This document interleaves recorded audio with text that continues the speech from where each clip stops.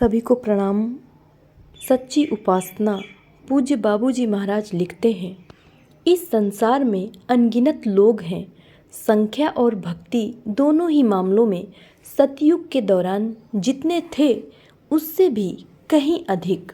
हर घर में पूजा अर्चना होती है। स्त्रियां ढोलक बजाकर भक्ति संगीत में डूबी रहती हैं। मंदिरों में प्रार्थनाएं की जाती हैं, दान बांटा जाता है और एक भी महीना इस दान धर्म से वंचित नहीं रहता। अनगिनत महिलाएं इस तरह की गतिविधियों में व्यस्त मिलेंगी। पुरुष धार्मिक प्रवचनों में हाजिर रहते हैं और मंदिरों में जोर शोर से भक्ति के राग आलापते हैं। घर घर में सत्यनारायण की कथा बाँची जाती है। यह सब दर्शाता है कि धार्मिक पूजा अर्चना किसी न किसी रूप में बनी रहती है।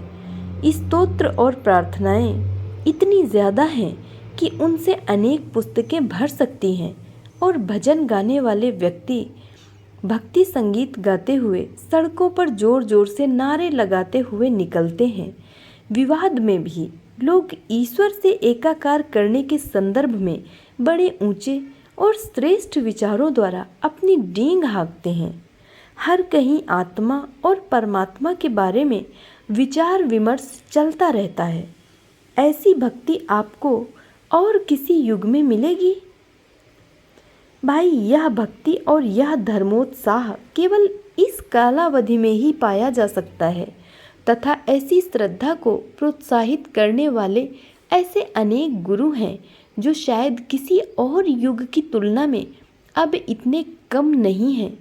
प्रत्येक व्यक्ति कोई न कोई तकनीक या ऐसा ही कुछ परामर्श देने के लिए तैयार है। मैं अनुभव करता हूँ कि यदि लोग इन सभी बातों को एक साथ करना प्रारंभ कर दें तो आसमान भी गूंज उठेगा। लेकिन भाई, उसकी गूंज आकाश तक ही सीमित रहेगी। दिलों को छूने के लिए वह लौटकर नहीं आएगी। उसका प्रभाव नहीं के बराबर है। यह हमें छोड़कर चली जाती है और हम जैसे थे वैसे ही रह जाते हैं। भजन गाने में ही एक जीवन काल बीत जाता है। हम वृद्ध हो जाते हैं और कुछ भी हासिल नहीं कर पाते। निराशा में हम अपने हाथ मल रहे हैं, रो रहे हैं। लेकिन भाई, कुछ भी परिवर्तित नहीं होता। सब कुछ वैसा ही रहता है और हम सदा की तरह खाली रह जाते हैं। हर चीज़ हम अपने से बाहर फेंकते हैं लेकिन आत्मसात कुछ भी नहीं करते। हम केवल खर्च करते हैं, कमाते कुछ भी नहीं।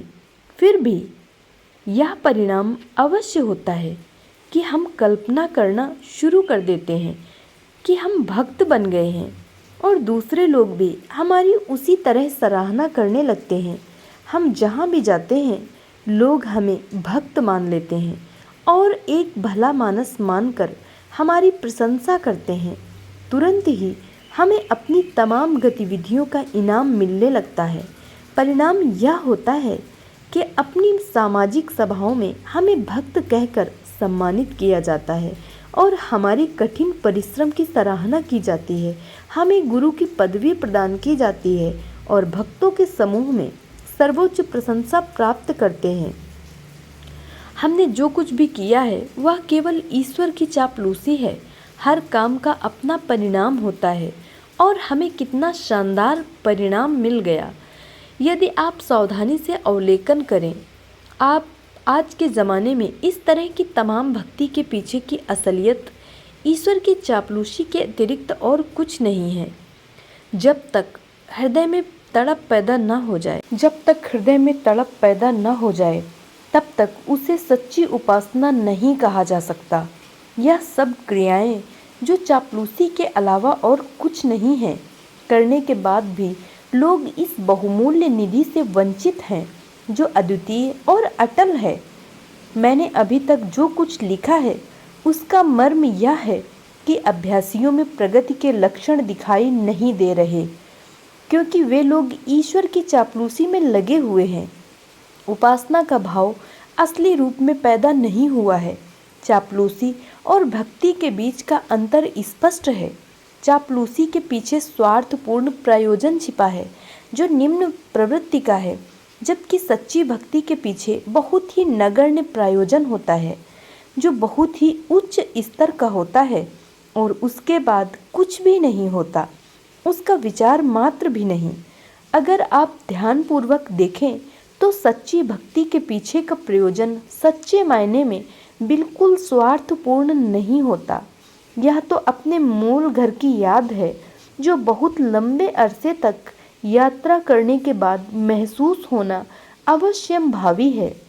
हालांकि बुलबुल का पूरा ध्यान फूलों के मधुर रस पर रहता है, परंतु अपने घोंसले की याद उसे अवश्य ही बनी रहती है। यदि हम असली घर की याद में अपने वास्तविक लक्ष्य को याद करते हैं, तब अपने मूल घर को याद करने में हम विचलित नहीं हो सकते।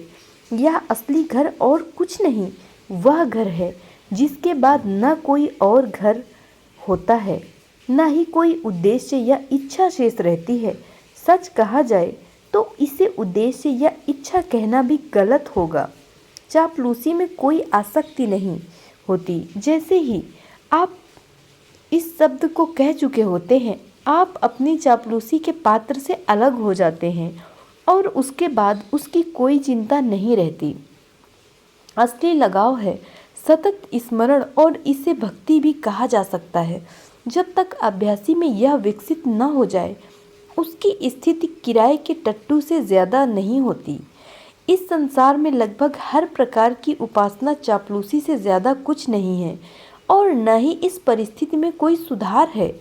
लोग जीवन भर डींग हाँकते हैं और बढ़ा चढ़ाकर बातें बनाते हैं, लेकिन इससे कोई लाभ नहीं होता।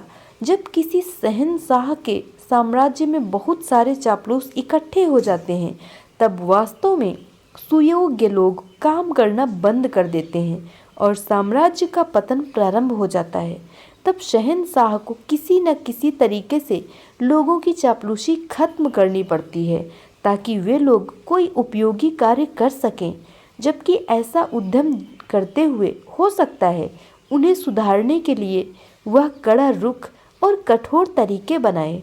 इसकी पूरी संभावना है कि सर्वशक्तिमान प्रकृति ने भी ऐसा ही रुख अपना लिया हो। धन्यवाद।